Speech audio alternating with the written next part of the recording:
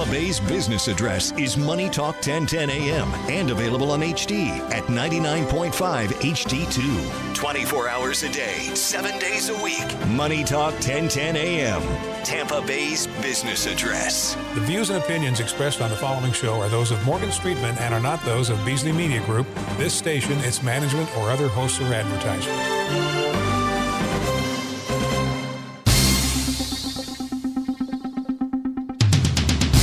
Now on Money Talk 1010 AM, it's the Morgan Streetman Show. Morgan and Roxanne Wilder are discussing everything from world, national, and local issues to information from the unknown. And since Morgan's an attorney, there'll probably be a little something from the law. Now, here are Morgan Streetman and Roxanne Wilder.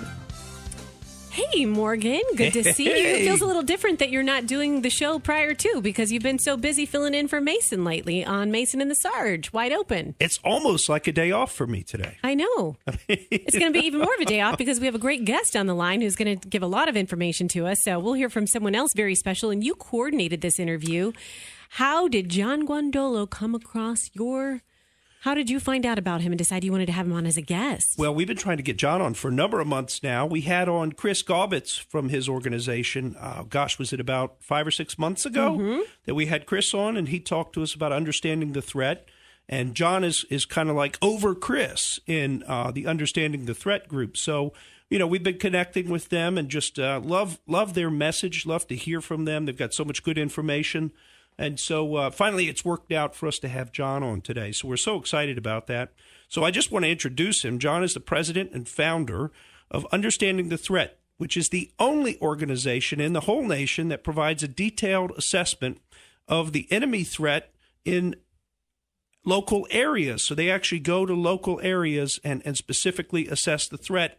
And then they provide law enforcement with investigative solutions, and they create state-level counterinsurgency strategies to identify, dismantle, and defeat the jihadi networks as they operate locally. Now, he's the author of a book that we've read called Raising a Jihadi Generation.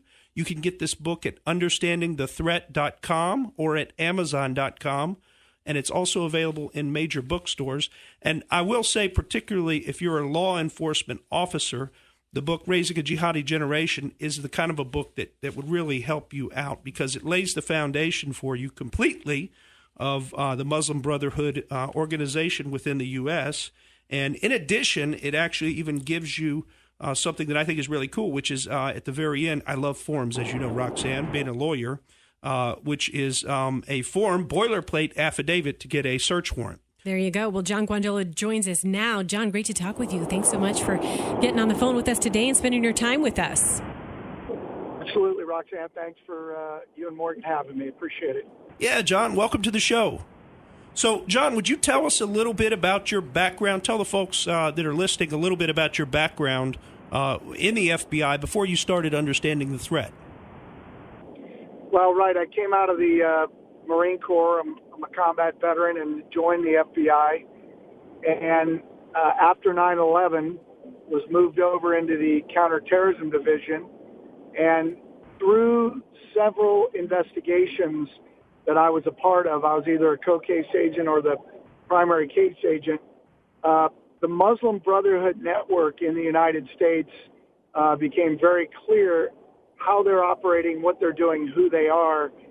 And through working these investigations and working with field officers and agents and task force officers around the country, it was pretty obvious that there was not a good understanding of who these guys are and how they're operating. And so by 2004 and 5, I had put together individual days of training that I had run, but I realized we needed to do a comprehensive plan. So in August of 2006, I ran the first training program in the government on specifically the Muslim Brotherhood and their network, Sharia, which is what they say is their doctrine, and then how investigators, police officers, military can respond, and how knowing their doctrine, Sharia, completely changes the nature of how we address the problem.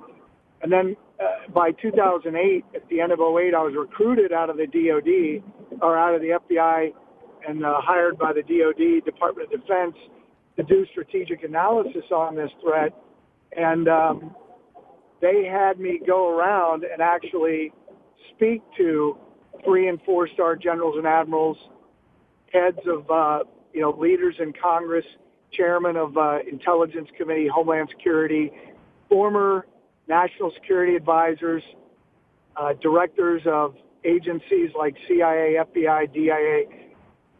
And what was shocking to me is none of the people that myself and a colleague of mine briefed about these things that I've just mentioned, none of them knew it.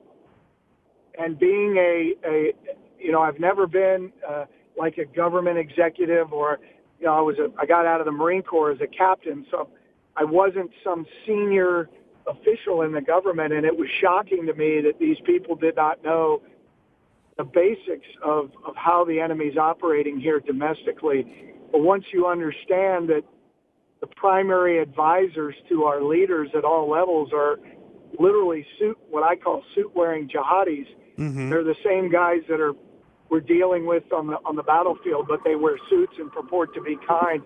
We're taking advice from them, and we have for 17 years, and it's really created an amazing, and this is in a negative way, the enemy has really done an amazing job of things for how we run wars. I mean, it really is. Right. Well, John, it's so interesting when you start to go through those dates. And for example, in 2006, when you created and implemented the FBI's first counterterrorism training education program, and then now we're looking over a decade in advance of that, how much more information there is out there in regards to these kinds of threats. And that's what we want to get into now is your creation of UTT, Understanding the Threat. If you can tell us more about the organization, even though we learned quite a bit when we had Chris on, but that was a while back, and more about the organization. And really, obviously, your passion is what you're the founder. That must come from what you saw as an FBI, as part of the FBI.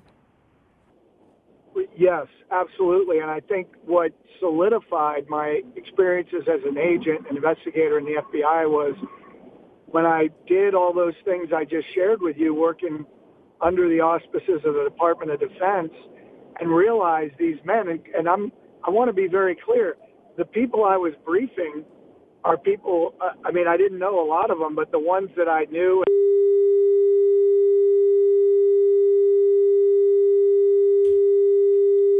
Oh, my goodness. Wonder if we could put him back on hold there. There we go. Something happened with the phones there. Mm-hmm. Woo-wee. But we're going to get back to John in just a few minutes, so don't worry about that. We'll get right back with him.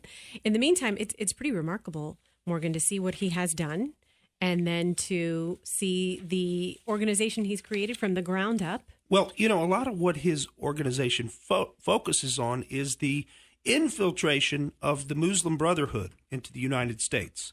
And, one of the things I want to talk to John about, hopefully we can get him back on the line. I know he's still holding there, but I wouldn't push that button again with that crazy noise. It sounded like one of those things from the nuclear war or something. But one of the things I'd wanted to talk to John about is this connection between the secularization of Turkey and the rise of the Muslim Brotherhood, because to me that is a really interesting connection that is one that I don't think gets made a lot. And I wanted to just kind of mention, I don't know if you know about the secularization of Turkey, but after World War I and the Turkish Revolution, there was a guy who was a national hero of Turkey, and there's statues everywhere. He's very well known. And that is Mustafa Kemal Ataturk. And John's back. Oh, John, you're back. Wonderful, wonderful. Hey, I don't know if you apologize for that. No worries. We're glad you're still around. It sounded like you might have gotten nuked somewhere. If you remember from those 1950s things when the nuclear bomb would hit and the phone just kind of makes a funny, loud noise. But, John, one of the things we want to talk to you some about, I was just kind of getting into it, is the connection between the secularization of Turkey after World War I and the creation of the Muslim Brotherhood as a worldwide jihadi organization. And I don't want to necessarily jump into this before the break because I think we got probably about a minute and a half before the break.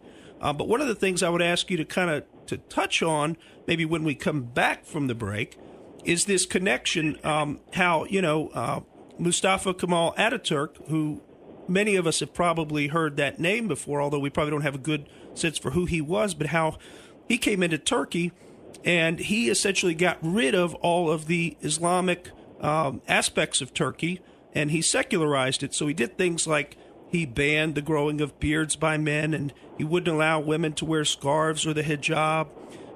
He also banned the Muslim call to prayer. He abolished Arabic script and replaced it with Latin script, which is more European.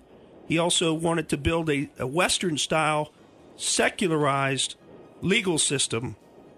And, that, what he created, which was back in the 1920s, that sustained Turkey almost to the present day. One of the things that I think is interesting, we're going to ask John Guandolo to touch on this when we get back, is not only that was the start also of the Muslim Brotherhood, but also the fact that Turkey now seems to be kind of going the other direction with President Erdogan, and trying to reestablish the Islamic Caliphate rather than continue to be more secular and be part of Europe, part of NATO and other things. They seem to be moving in the opposite direction. So we're going to ask John all about that when we come back on the Morgan Streetman Show.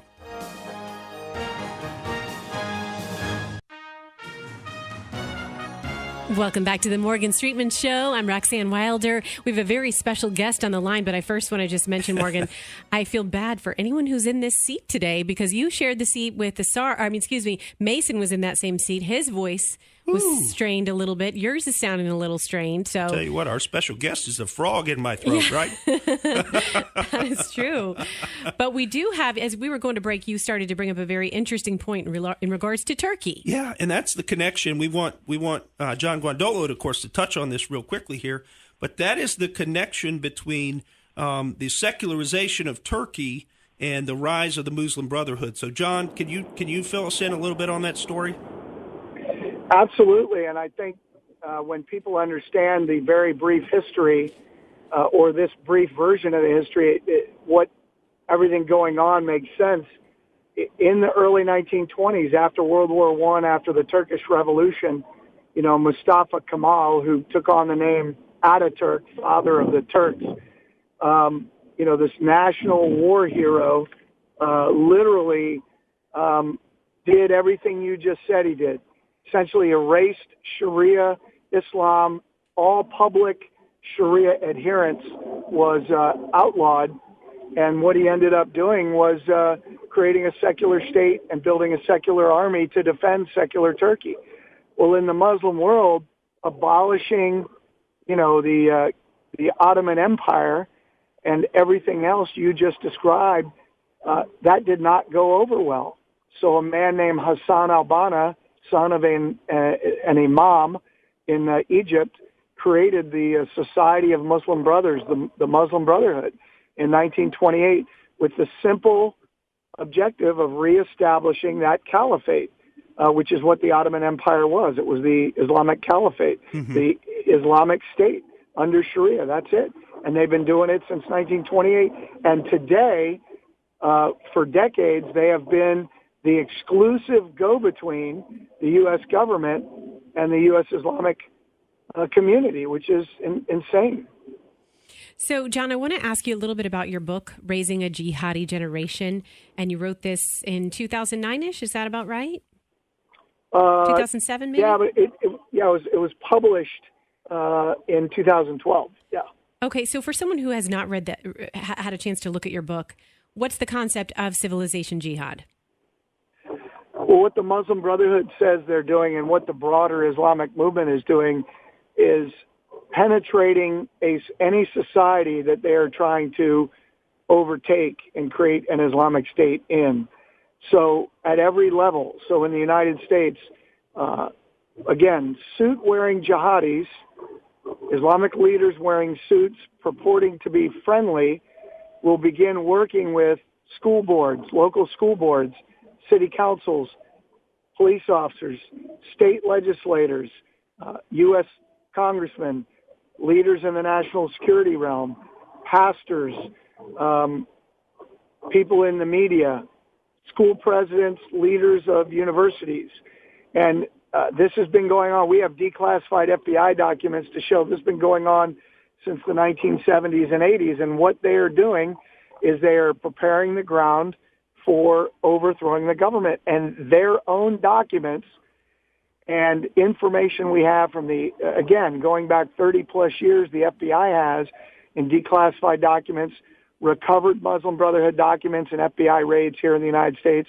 It all says the same thing.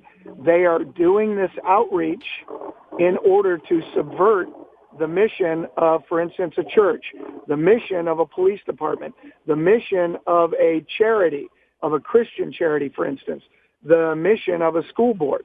And so they get them to teach a counterfactual version of Islam to say that Islam poses no threats, when in actuality, what they're doing is working to overthrow the government and the system they're inside of. Mm-hmm.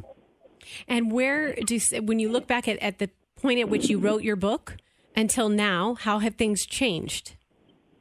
Well, it's gotten much worse. Under the current administration, some things have improved, but overall, the Islamic movement in Europe and the United States is progressing at such a rapid level that it's become extremely dangerous. I mean, in 2014, they created the first Islamic political party here, the U.S. Council of Muslim Organizations, and they have made great progress in Europe. And again, part of what they're doing is getting the discussion stopped, so that anybody who tries to speak truthfully about this is called a racist or an Islamophobe. And you mentioned Europe, and let me just ask you a little bit about, have you been keeping up, John, with the Tommy Robinson thing going on over in England? Absolutely, we have. We have colleagues of ours that are working with him and are close to him. But yes, we've been following the story very closely. And that involved, he was trying to bring attention to this concept of Muslim grooming gangs, and he was actually trying to bring attention to a specific grooming gang of about 30 people that had abused, I think it was over 100 British children. Can you explain to us whether or not you think these Muslim grooming gangs are here in the U.S. as well, or making inroads here? Should we expect to see this type of thing occurring here as well? Yes, anything you see overseas, and not just in Europe, anything you see, we teach police. What you see in Afghanistan and Iraq, you will see it happening here, and that's important. It's important to know. Yes. Is there a concept within Islam, because this is kind of what I want to hit on, that allows them to treat people who are not Muslims very poorly? In other words, among the Islamic folk, would this grooming gang be considered a bad thing because it targeted non-Muslims? Well, right, yes. And the point is that when you look at their doctrine, it specifically says that, for instance, raping non-Muslims. Islamic law allows for what our law calls raping non-Muslims as a part of forcing them to submit to Islamic law. And when you understand that, you realize everywhere that Islamic law exists, or they're trying to get it to exist, you will see that in the community. And we have had cases here in the United States where young girls or non-Muslim women have been attacked by Muslim boys or Muslim men, and the police have handled it, and the prosecutors have handled it very poorly because they don't understand what's going on. This is why everywhere Understand the Threat goes and teaches police, the number one thing we hear at the end of the 3-day program is, number one, they've never heard what we're teaching, and number two, they all say it's critical to protecting their community, and they can't believe they've never heard it before. Mm-hmm. So, John, we mentioned earlier in the show that you created and implemented the FBI's first counterterrorism training education program. And then Robert Mueller, who we've heard a lot about in the news lately, obviously, he purged manuals of that valuable information. What do you think about that? Why did he do that?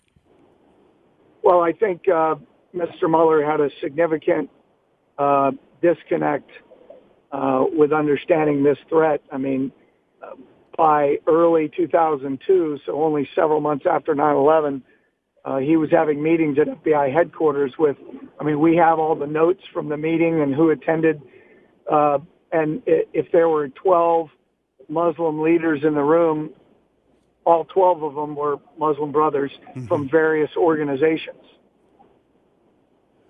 That's what you get. So basically he was relying on the enemy to advise him as to what should be in these manuals, as opposed to you, and you actually know what should have been in the manuals. Right. When you have these people saying, you can't teach this because it'll offend Muslims, and then they won't work with you. Well, the reality is, since 9/11, the Muslim community at large is not helping us. Right. This idea that people say, well, we're getting so much help, we're not getting help. When I was in the FBI, we had assistant directors that admitted as such because they knew. It's not true. We're not getting help from them because it's a violation of Islamic law for them to help us. Right. So, and as a matter of fact, I had Muslims when I was an FBI agent who wanted to help us, but told us they didn't want their names in our system because they knew that our leaders were working with the Muslim Brotherhood. Right. So their identities are going to be exposed to the Muslim Brotherhood if they help. Exactly. Yeah. Well, one of the things we want to talk about, and I don't know that we got time before the break to get into it, but I want to just tease it a little bit, is we want to talk about these camps in New Mexico, and in particular a connection between one of the men who was running this child camp in New Mexico and his father back in Brooklyn, who actually was the first imam to offer prayers in the U.S. House of Representatives, and also happens to be an unindicted co-conspirator in the 1993 World Trade Center bombing. So that's a connection you probably didn't hear about on the mainstream media. And John, you'll hang with us, and we want you to tell us all about that when we come back on the Morgan Streetman Show.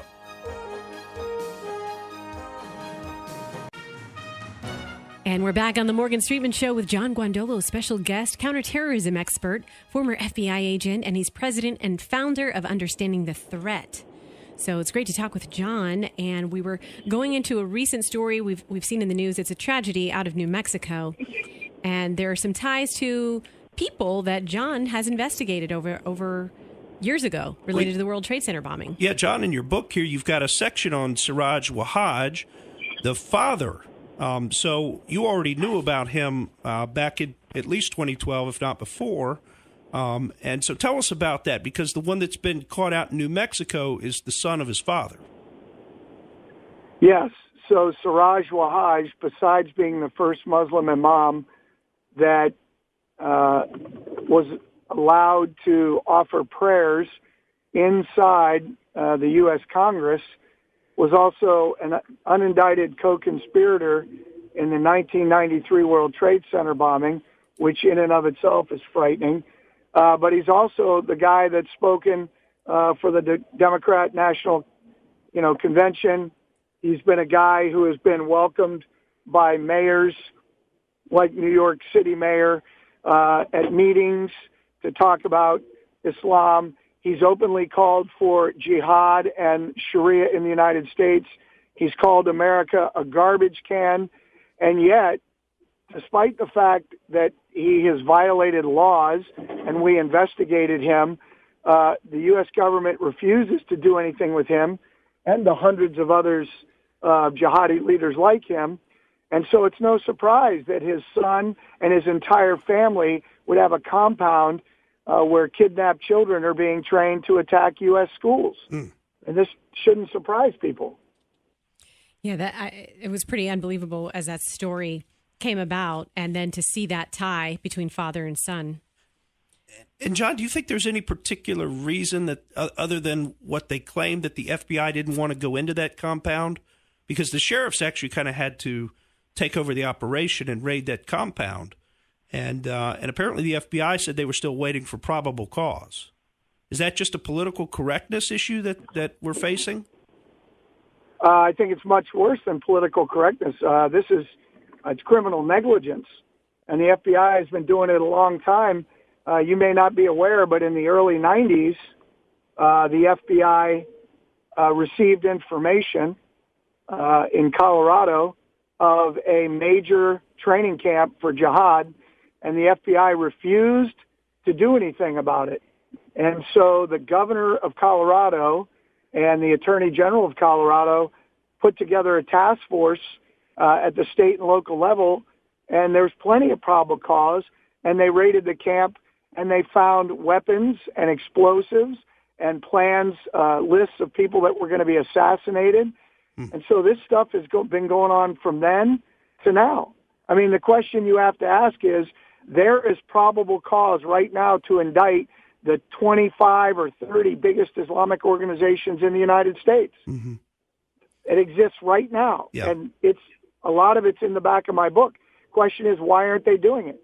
And I don't think we can just let them off the hook by saying it's political correctness, because we have dead Americans in many cities now because the FBI continues to fail to do their job.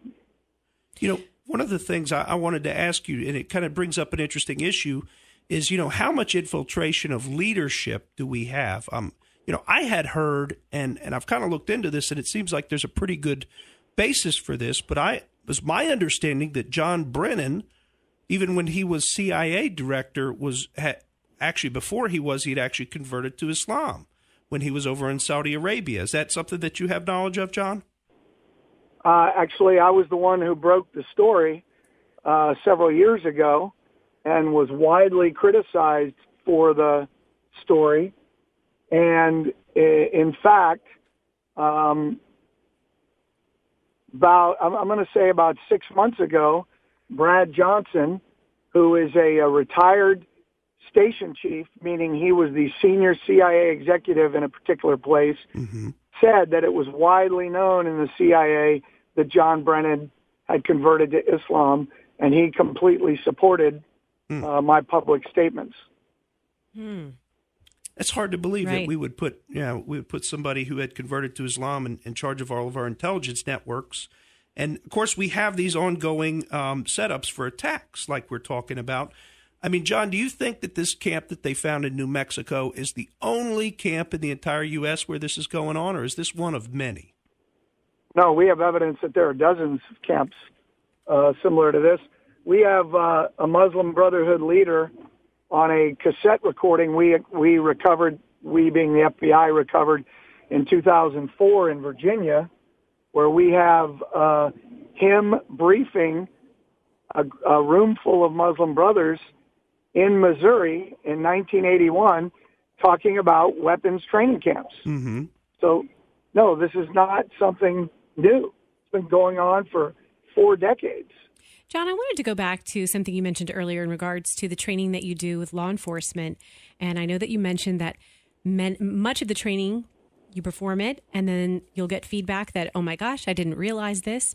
What are some of the things that those members of law enforcement tell you that they're most appreciative of? The biggest sort of aha moments or information that you provide them that helps them? Well, it would be this, that the law enforcement will tell you we have police chiefs and sheriffs and prosecutors who have opened terrorism cases or a number of cases, even money laundering related to terrorism, as a direct result of our training. And we had a police chief in Louisiana who forced his guys to go to our training, meaning he made it mandatory. Mm-hmm. And within a week, his guys identified an al-Qaeda operative in their area that the FBI had lost track of. Wow. And this guy identified him, and he was able to put the FBI back on this guy. And he was a very significant target that they're now on.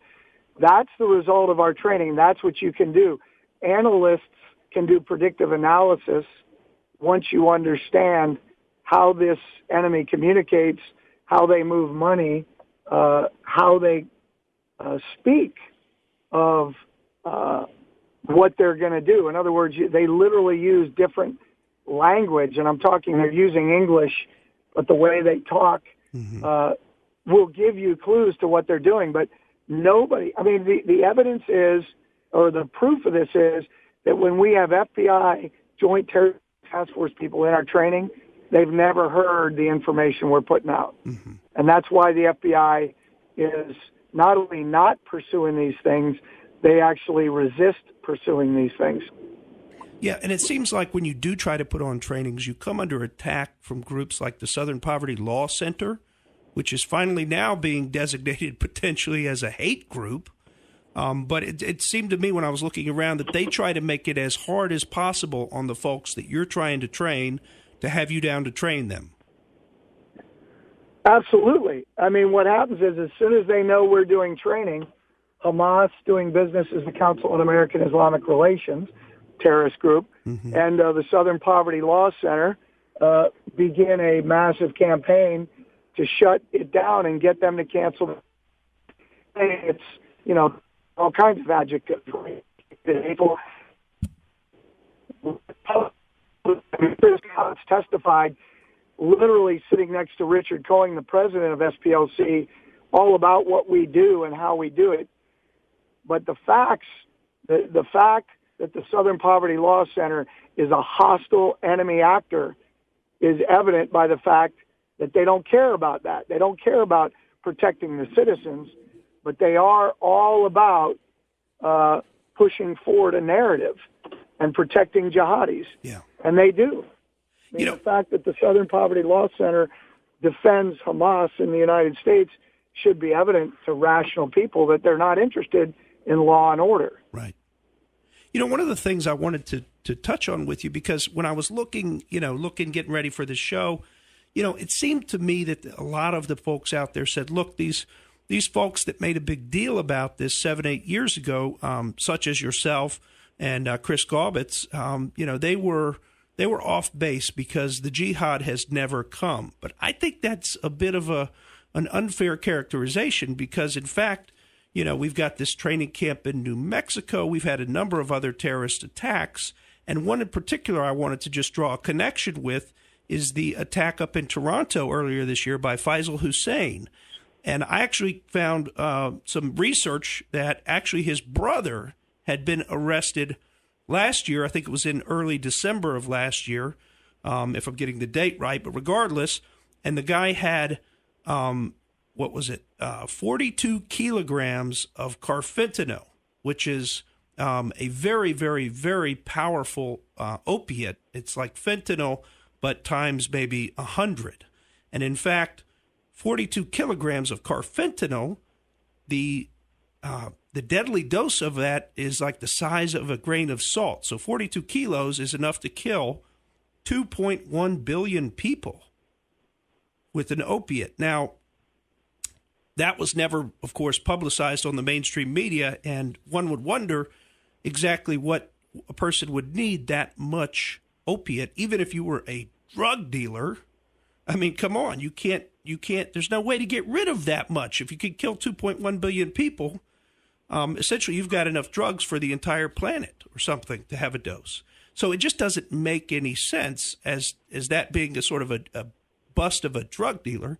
It looks to me more like that's a bust of somebody who wanted to have the raw materials available if they wanted to conduct some kind of attack. And we've seen that lately. And I'm sure you've seen it more than even I have. But the idea that ISIS and Al-Qaeda want to do some kind of a chemical attack on North America. Yeah, pretty amazing. But what this just highlights the point I'm making is that you cannot expect law enforcement to put two and two together if, in fact, they have no idea about what we're talking about. They don't understand the Islamic threat. They don't understand their modus operandi. There's no training for it in FBI new agent training. There's no counterterrorism training for it anywhere else in the Bureau. I mean, it literally, this is where we are. This is how bad it is. Well, you know what, John, this has been a very interesting discussion with you, and we know that you're a very busy man. Thank you so much for your time. We'll wrap things up now. We have more to come on our show, but it's been a pleasure talking with you. And if you can just let our listeners know where they can find out more about UTT. Right. I would encourage people to go to understandingthethreat.com, sign up for the newsletter, follow us on Twitter at UTT_USA, or I'm at John Guandolo, Guandolo. And follow us. We have DVDs. We have a brand new 2-DVD, 5.5 hours on Sharia that actually I did with Chris Gobbets. It is a great production, and very much looking forward to people checking it out. So encourage you to just understand this and talk to your local leaders. Thank you, John. And your local officials. Thank you. Welcome back to the Morgan Streetman Show. I'm Roxanne Wilder, and we just had a great guest.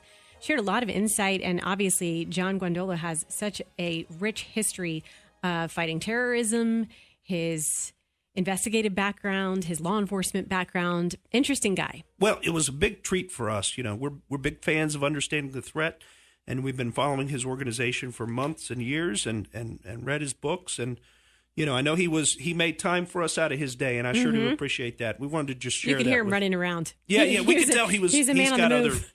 He's got other meetings. Well, and thank goodness that he does, because he's out there fighting the good fight. It was funny. He was like, you know, if you do this, you'll be called all kinds of names, all kinds of adjectives. And then the phone line cut out. So it was like, beep, beep, beep, beep, beep, beep, whatever those. I don't know what we'd be called, but it was bleeped out. Well, you can imagine, Roxanne. You can imagine. And we might even get called some of those names ourselves just for having him on. I was just surprised. One of the things, and he didn't quite explain like I thought he was going to, as far as Robert Mueller purging the manuals of what he'd worked so hard on during that counterterrorism era, or I should say 2006 era. And so they just got rid of all of that. Yeah. And I don't understand why.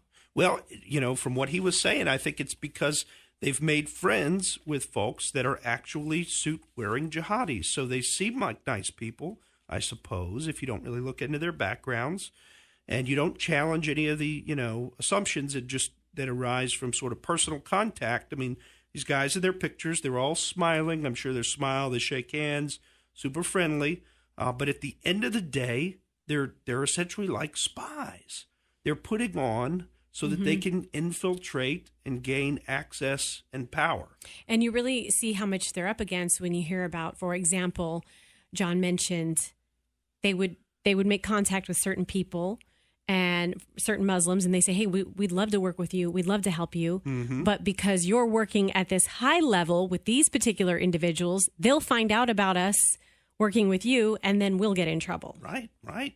It's almost like what you see in Chicago, where the people don't snitch, you know, and there's sort of a culture of not cooperating with law enforcement for practical and societal reasons, because you'll be rejected and it will be found out about. So fascinating stuff. I'll stay in touch with him and Chris, and we'll try to have them back on again real soon and keep the discussion going, because, you know, where I keep seeing people saying, hey, look, there hasn't really been any terrorism.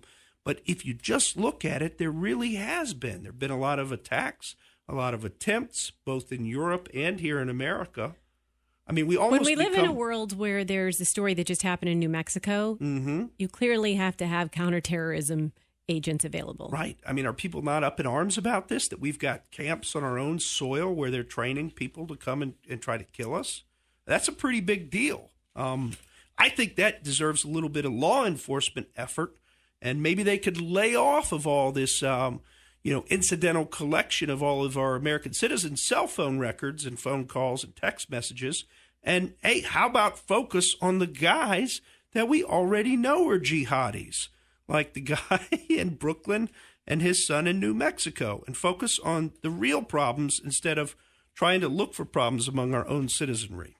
And I hope that we can do that. But unfortunately, history has shown that we really don't, as a corporate body, tend to do that.